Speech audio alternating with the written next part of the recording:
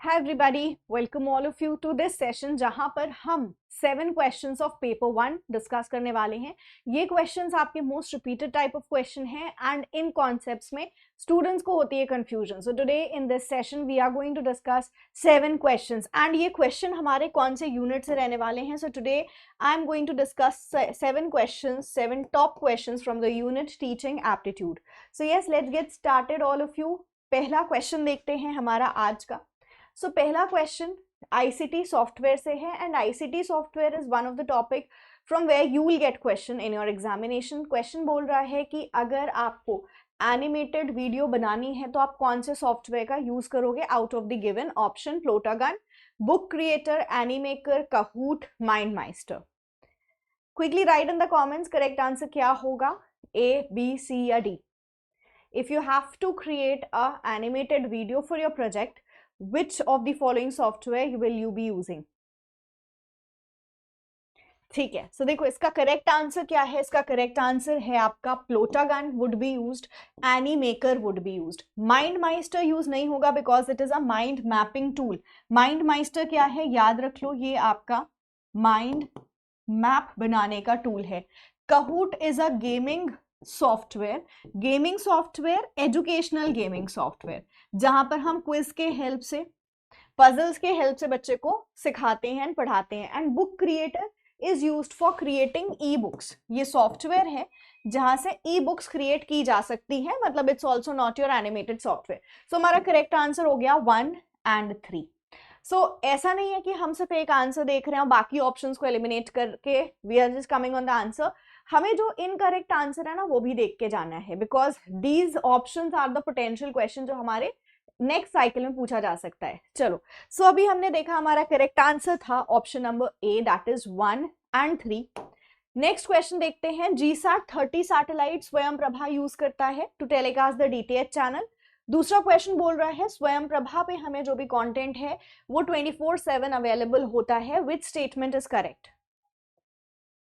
Quickly write in the comments कौन सा answer सही लग रहा है आपको.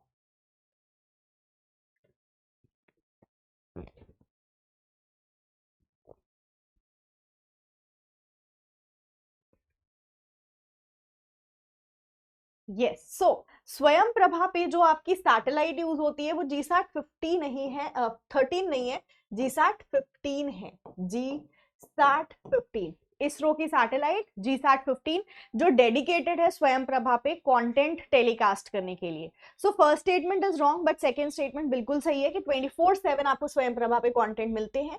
दिन के 4 घंटे आपके न्यू कंटेंट आता है एंड इसी कंटेंट को 5 टाइम्स रिपीट किया जाता है. Now if it is repeated 5 times, अगर हम इसको 5 बार रिपीट करेंगे तो कितना हो जाएगा, 20 आवर्स. और शुरू में जो आपके फ्रेश कंटेंट आए 4 घंटे के, इट मेक्स 24 आवर्स. ठीक है, तो स्वयं प्रभा पे 24/7 आपको कंटेंट मिलता है, बिल्कुल सही था, but first statement was not right. चले अभी हम आते हैं हर्बर्ट ने हमें पेडागॉगी मॉडल दिया था. तो हर्बर्ट के अकॉर्डिंग जो आपके पेडागॉगी एलिमेंट्स है ना उनका क्या सीक्वेंस होगा. दैट इज जब हम पेडागॉगी मेथड से पढ़ाते हैं तो what sequence a teacher should follow. So quickly have a look and मैं इसके ऊपर एक ट्रिक भी स्टूडेंट्स को याद कराती हुई आई हूं. I hope you people remember.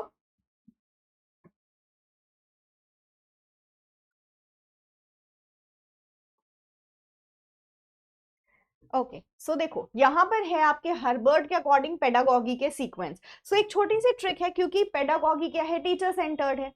Teacher कैसे पढ़ाता है बच्चे को, अथॉरिटी से. Now let's just make it a trick कि अब टीचर पढ़ा रहा है तो टीचर डांटेगा भी बच्चों को. तो टीचर कह रहा है बच्चों से कि पीटू अगर, मतलब मैं पीटूंगी अगर तुम लोगों ने ये काम नहीं किया तो ये हमारी ट्रिक है, P2 अगर. Now what is the meaning of P and P, जो दूसरा P है. So one is preparation, obviously सबसे पहले प्रिपेयर होता है एंड देन प्रेजेंटेशन होता है. तो टीचर बच्चे को प्रिपेयर करेगा about what they are going to learn and then presentation होगा. सो AC हमें अगर पता है, फर्स्ट स्टेप ही तो हमारा करेक्ट आंसर बाय एलिमिनेशन हमें मिल जाएगा. बाकी क्या होगा, सो आपका अब आता है A. ठीक है, एक ए यहां पर भी है, एक ए यहां पर भी है. सो पहला कौन सा ए आएगा, सो पहले होता है एसोसिएशन. अब बच्चा अपनी नॉलेज को एसोसिएट करेगा विद द प्रीवियस नॉलेज, जिसके बाद क्या होगा, जनरलाइज करेगा. आफ्टर विच स्टूडेंट एप्लीकेशन शुरू करेगा, वो अप्लाई अपने कॉन्सेप्ट को यूज करना बाद में शुरू करेगा। एंड अब ये आर क्या है, तो आर वॉज एडेड बाद में, ठीक है, पहले से 5 स्टेप्स ही थे, लेटर ऑन उसको रिवाइज किया गया इनटू 6 स्टेप्स। तो हमारा रिकैप्चुलेशन, बच्चे को रिवाइज कराओ, नहीं तो वो चीजें भूल जाएगा। Recapitulation was added in the end. So ये आपका सीक्वेंस है हर्बर्ट मॉडल का। P2 अगर करके याद करोगे, कंफ्यूज नहीं होगे, बिल्कुल सही होगा, ठीक है। सो राइट आंसर हमारा सी था। अगले क्वेश्चन को देखते हैं, ट्रांसफर ऑफ लर्निंग कैसी कैसी होती है या इनमें से कौन सी हो सकती है? Positive, negative, zero, all of the above. So इसका करेक्ट आंसर क्या होगा? Quickly write in the comments.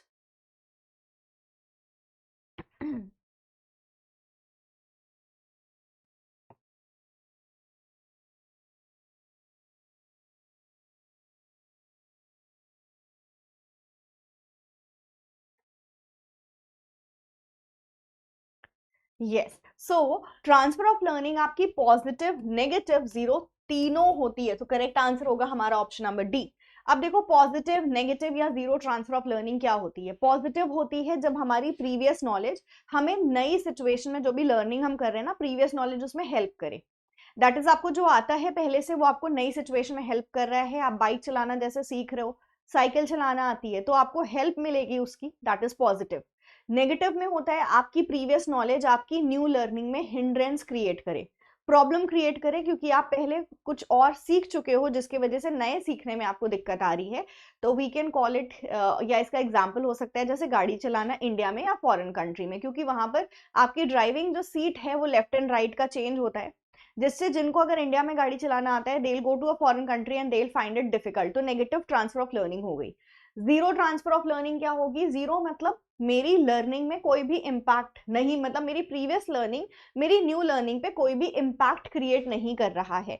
Positive, negative, for example किसी को बैडमिंटन खेलना आता है और आज वो मैथ सीख रहा है, तो मैथ्स और बैडमिंटन कंप्लीटली डिफरेंट थिंग, किसी भी तरह से आपकी हेल्प या डिफिकल्टी नहीं क्रिएट होने वाली, that is known as a zero transfer of learning. Now coming on to the types या सब types of long term memory. Long term memory के टाइप्स आपको बताने हैं, ऑप्शंस है डिक्लेरेटिव, प्रोसीजरल, एपिसोडिक या सिमेंटिक। सो करेक्ट आंसर हमारा क्या होगा?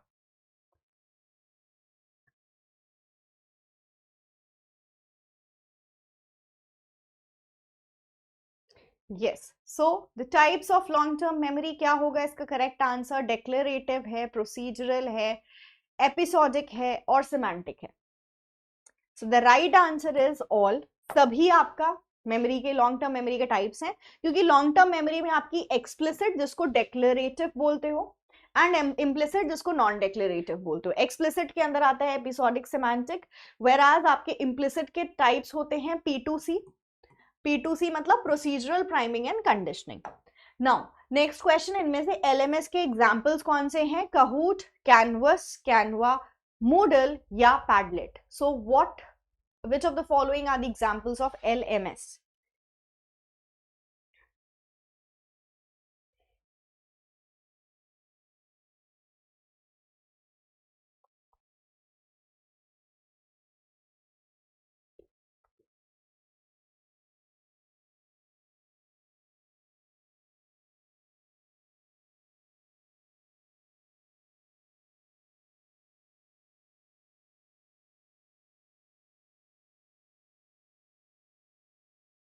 ओके, सो यस, यहां पर हमारा करेक्ट आंसर क्या होगा? ये मिस प्रिंटिंग है। The correct answer for this question is, if I talk about LMS, कहूट अभी हमने पढ़ा कि ये गेमिंग सॉफ्टवेयर है, कहूट नहीं होगा, आप ए को एलिमिनेट करो, नहीं दिया है, ठीक है।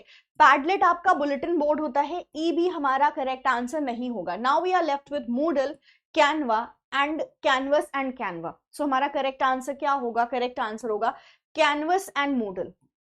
Canvas and Moodle. Now what is Canva? तो कैनवा हमारा ग्राफिक डिजाइनिंग टूल होता है, ग्राफिक डिजाइनिंग सॉफ्टवेयर होता है कैनवा, राइट। तो हमारा करेक्ट आंसर क्या बन जाएगा? यहां पर हमारा करेक्ट आंसर बनेगा A, that is Canvas and Moodle, these two are the LMS। Next question, इनमें से कौन सी लर्निंग डिसेबिलिटी है जो पर्सन की एबिलिटी को इफेक्ट करती है? Which is to deal with the numbers. तो ये कौन सी लर्निंग डिसेबिलिटी है जहां नंबर्स में बच्चे को प्रॉब्लम आती है? डिस्ग्राफिया, कैलकुलिया, डिस्लेक्सिया या नन?